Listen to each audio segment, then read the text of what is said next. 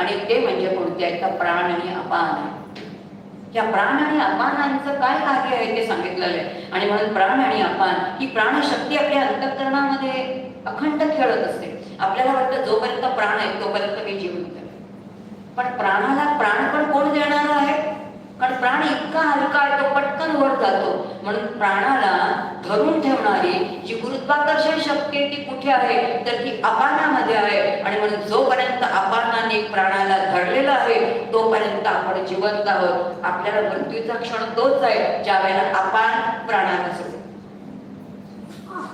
आता महत्वाचं कोण आहे, प्राण की अपान? अपान याचा अर्थ आपण तर म्हणतो उत्सर्जित इंद्रिय आहे. उत्सर्जित इंद्रिय हे अपानाचं काम आहे. पण योगशास्त्राचा जेव्हा आपण अभ्यास करतो आतून बाहेर येणारी प्रत्येक गोष्ट कोणती आहे तर ती अपानावरती आहे. मला एखादं दृश्य बाहेरचं दिसतं कारण अंतरंगातून वृत्ती नेत्र या घटकातून बाहेर येते. अपानाचं काय शब्द मला